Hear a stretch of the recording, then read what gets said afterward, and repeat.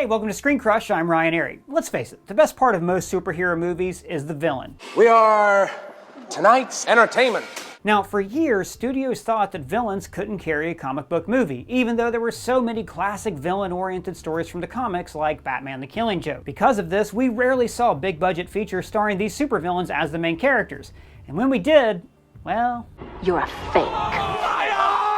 However, thanks to the superhero movie renaissance of the late 2000s and early 2010s, studios were desperate for any comic book content and took flyers on riskier projects like standalone movies for our favorite villains. Unfortunately, the studio's desperation was pretty apparent. The majority of these movies were clearly just ploys to line the pockets of studio execs.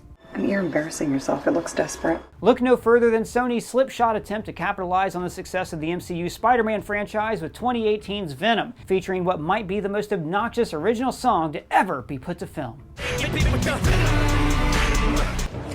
my freaking ears! But what if I told you it didn't need to be this way? What if there was an Oscar-winning supervillain standalone movie that had complex characters, an interesting premise, and a once-in-a-lifetime lead performance? Folks, I present to you...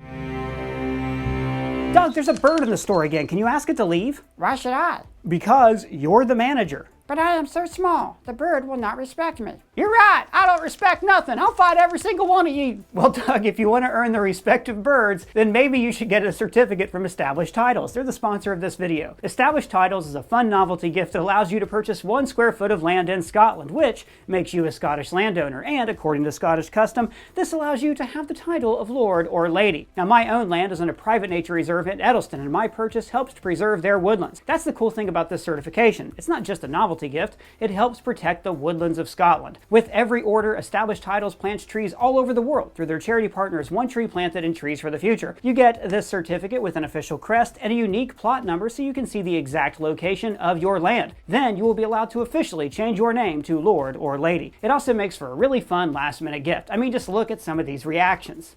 Lord Joe Green. Yes! Lord Kenneth Delane Albert. All right. Hey, look at that.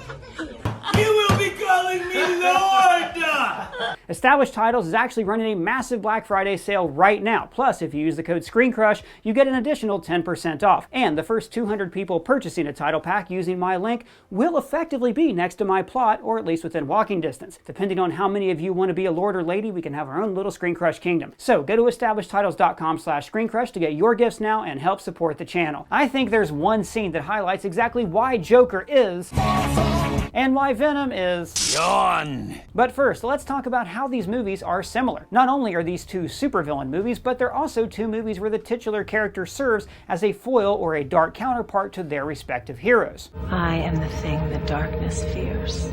More so than other villains, these foes share a lot in common with their arch-enemies. Venom is a darker and out-of-control version of Spider-Man, sharing a similar costume and powers to the webhead, but none of the great power, great responsibility stuff. Batman and this representation of the Joker are both forged out of trauma and deal with their problems in their own opposing ways. While Batman has strong principles and kicks the crap out of bad guys in the name of justice. You two, let's finish this. No. We'll get him. Not that way. The Joker scoffs at all principle and is a nihilistic lunatic who will do anything just to prove a point. I'm not a schemer.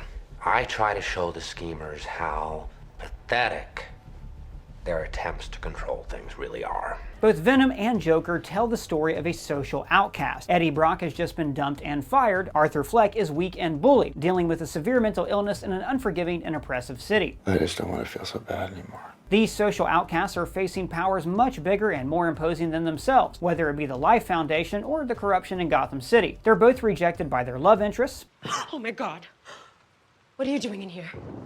And then cast aside by society. So these loners turn to themselves for comfort and learn to embrace their own demented flaws. Venom and Eddie Brock form a bond and Arthur accepts his insanity. Can you introduce me as Joker? Ultimately, both films attempt to paint the characters in a sympathetic light. Now, both movies also feature charismatic A-list actors in the lead role who both had a lot to live up to. I need not sing the praises of Heath Ledger's Joker, as there isn't anything I can say that hasn't been already said. Let's put a smile on that face.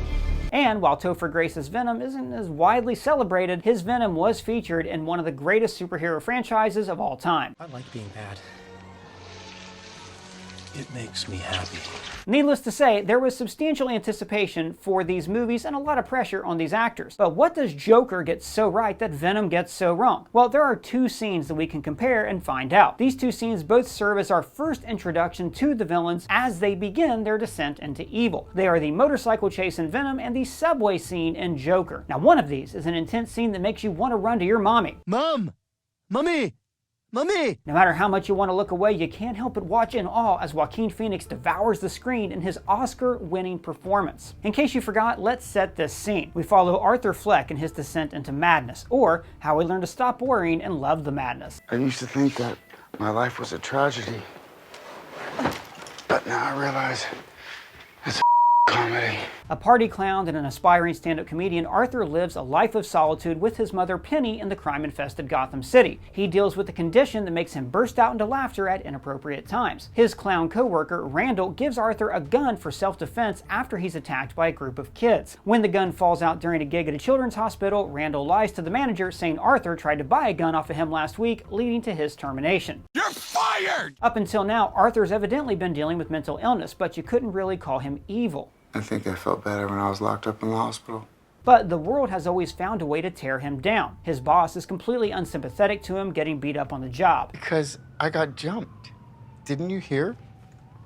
For a sign. His mother is obsessed with Thomas Wayne and doesn't believe in him. Don't you have to be funny to be a comedian? His various conditions make it difficult for him to fit into an already harsh society. Don't you think that's funny?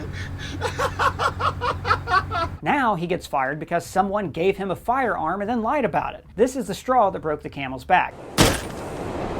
Arthur goes home that night on the subway. He's sitting alone in a dimly lit, confined, and narrow train. Already there's an air of claustrophobia and a feeling that he can't escape. The camera pans to the other end of the train car and reveals 3 Wayne Enterprises employees. They begin to harass a woman who's visibly uncomfortable by their advances. Don't ignore him. He's being nice to you. Arthur takes notice, but does nothing. And this is important. It gives us further context about Gotham City. This is such a commonplace occurrence that it's disregarded. It also doesn't glorify the Joker as a character. He's not the Punisher. He'll kill again. Can't live with that, Red, could you? His crimes are not of justice or of vengeance, regardless of how they're interpreted. Arthur Fleck, not a good guy. As the douchey finance bros continue to harass this poor woman, Arthur begins to involuntarily laugh because of his condition. The lights flicker and the men are unnerved, allowing the woman to flee. Amused by Arthur and frustrated by his interference, the businessmen approach him. The rich of Gotham City are bullies, and Arthur is their next victim. When Arthur tries to apologize and explain his condition, I have a condition. the men begin to beat him mercilessly. Something clearly snaps within Arthur. As he's being beaten, his expression is neutral, and that's frightening. The dark orchestral music creeps into the background while the dim lights continue to flicker. Unexpectedly, a gunshot.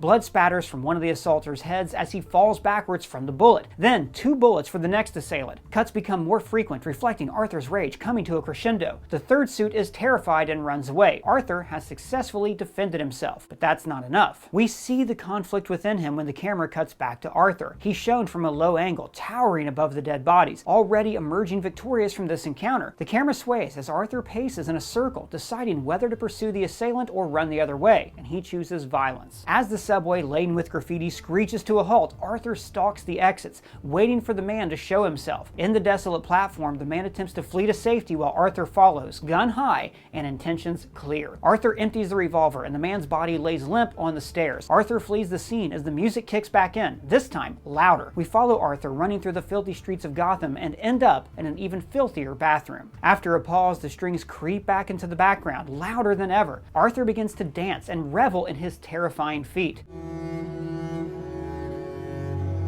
This scene rules. Everything is constructed with care. The camera reflects the intensity, internal conflict, and eventual resignation within Arthur. As he submits to his impulses, the music becomes more confident and emphatic. The grit, blood, movement, and performances all contribute to an overall tone that has been consistent with the one established thus far in this movie. This tonal consistency is the reason that everything in this scene works. From the Wall Street guys singing to Arthur's dance in the end, there are some creative risks here that only work because of the established grim setting of Gotham City and the despondent tone that's been built up for the past 30 minutes. Intercutting scenes with levity or jokes would have just made this moment fall apart.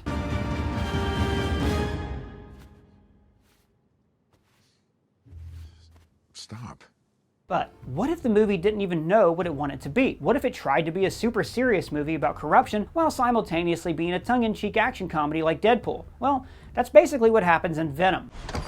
Parasite? Yeah, it's a term of endearment, that's all. Now, I'd be surprised if you remembered this movie a few days after it came out, let alone a few years later, so let's recap. Carlton Drake runs the billion-dollar Life Corporation, and, shockingly, he's evil.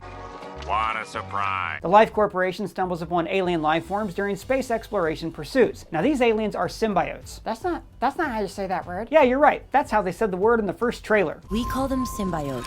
These aliens are symbiotes that can't survive without human hosts, who usually reject the symbiosis and die. Meanwhile, Eddie Brock is a successful investigative journalist. You don't wind up at the bottom of a landfill due to natural causes, so it seems that the city doesn't care about these people. His editor decides to send the one guy at the office famous for exposing corruption to interview Carlton Drake. I mean, what did he think was going to happen here? Eddie has a feeling that this guy is bad news, so he snoops around on his lawyer fiance's laptop without her consent and finds confidential documents detailing illegal human trials with the symbiotes. So his plan is to interview Carlton Drake and ask directly if the billionaire philanthropist who has a stellar public image is secretly killing people with clandestine experiments.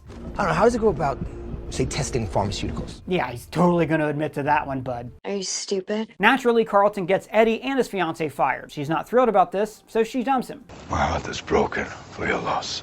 6 months pass. Apparently nothing of note happens regarding the alien experiments in these 6 months. We cut back to an unemployed Eddie who sadly had to go from a $10,000 a month San Francisco apartment to a $4,000 a month San Francisco apartment. You know what this is? It's the world's smallest violin. He's recruited by a doctor at the Life Corporation to snoop around and expose the truth, even though he is not a journalist anymore. Their plan is to sneak into this billion-dollar company's facility that researches aliens, casually take some pictures, and leave. Obviously, things go wrong, and lo and behold, Eddie has a symbiotic parasite inside of him. Drake is pissed that Eddie stole his monster goo and sends a personal mercenary army after him. You know, as one does. We're bad guys. It's what we do. Eddie apologetically beats up some of these henchmen in his apartment before trying to run away on his motorcycle. In the reflection of a car window, we get the most anticlimactic introduction to any titular character ever. And by the way, this is an hour into the movie. The movie Venom takes 50 minutes to actually venom. Up until this point, we've had an investigative journalism story trying to expose a serious corruption scheme. Since your entire empire is built on dead bodies. Eddie. We've had some horror monster movie elements, a fish out of water comedy. What are you doing? No, please don't. Eddie, please.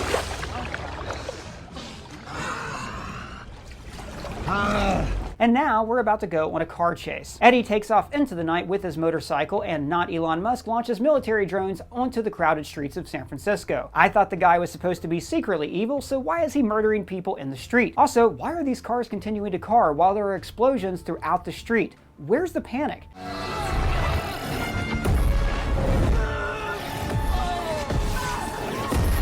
To escape these killer drones and the people pursuing them, Venom takes control of Eddie and helps him escape in an absolute mess of quick cuts and sloppy CGI.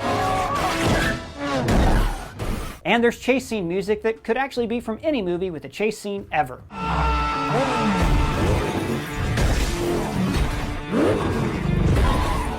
After thinking he escaped, he looks behind him and makes a snappy quip while riding a motorcycle at full speed, and even though we've seen Venom control the bike with no input from Eddie until now, he still crashes. God, this movie is stupider than The Rise of Skywalker's opening crawl. Look what you have made. Incapacitated, Eddie is approached by one of Drake's henchmen, and finally, he turns into Venom.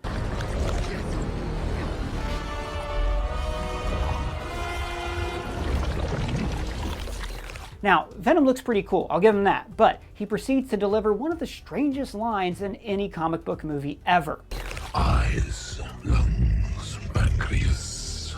So many snacks, so little time. Oh God, I need a shower. Now look, I know this is an iconic line from the comics, but this movie did not do the groundwork to establish any sort of tone in order for this delivery to work. It would have worked great if the movie was as serious and terrifying as it wants to be, but all of the logical inconsistencies and the safe and sanitary aesthetic of the film make it way too laughable and cutesy to take seriously. Now maybe a darker or grittier visual theme, or some more notable music, or some tight and sinister camera work would have given it the personality that it needed. The line also could have worked if the movie committed to the Deadpool-esque tongue-in-cheek levity that it shows flashes of. Like, aliens Yes. But Venom can't even have fun with itself. The movie doesn't know what it wants to be, and this tonal inconsistency isn't the only reason why this line is so out of place, but it also highlights what Joker does so well. Joker knows what it is, and that vision permeates through every decision taken by Todd Phillips. Venom could have been miles better if it just committed to something and stuck with it. They couldn't even commit to an R rating. After Venom appears, his first order of business is chomping off the head of a henchman. This should be a gruesome and shocking moment invoking a similar audience reaction to when Arthur shot the man on the train. Instead, we get like a cartoonish decapitation where a human's head gets bitten clean off without a speck of blood. And yet, the movie just can't commit to what it wants to be, which affects how much the audience is invested in the movie. Now, wouldn't it be nice if this movie featuring a bad guy showed him doing something horrific? What makes Venom a villain besides the fact that he beats up some cops and removes the heads from nameless henchmen like Lego minifigs? Even Spider-Man 3 gets this right, albeit Venom actually is a villain in that movie. I want to kill the spider. You want to kill the spider. Together, he doesn't stand a chance. Here, the symbiote corrupts its host, and Eddie is already shown to not be that great of a guy. I want you to kill Peter Parker. The Cosmonaut Variety Hour has a great video on Venom, and in it, Marcus points out how it was a missed opportunity for the writers to not use Eddie's negative emotions to fuel the symbiote. And when I first saw this movie, I thought they'd play with the idea that Eddie's life sucks and that his negative emotions are building up and that those emotions will eventually fuel Venom. It would bring this movie a lot of much-needed nuance and care if, similar to Joker, our main character's crappy life drives their corruption. Again, I'm not saying this movie has to be super dark or serious like Joker. In fact, the best parts of this movie are hilarious. You were killing me? What happened to we? What happened to we? I mean, frankly, after Venom and Eddie actually join up, the movie gets kind of good. On my planet, I am kind of a loser, like you. But here, we could be more. Excuse me? And in the comics, Venom is a funny character. So embracing this would at least have been a consistent choice for the movie, and the gore could play a similar role to the gore in, say, Suicide Squad. I'm the one who called you! Instead, this movie embraces nothing except that god-awful song. Actually, you know what's kind of growing on me? Play it again. I'm the suit, so call me. Hey, Doug, the bird's gone. Yeah, I got the certificate from established titles. Yeah, but I'm still here. But now I'm Lady Bird and I rule over this store. You got any money? I'm selling my eggs. Oh boy. Well, we want to know what you guys think of all this. Let me know in the comments below or at me on Twitter. And if it's your first time here, please subscribe and smash that bell for alerts. For ScreenCrush, I'm Ryan Airy.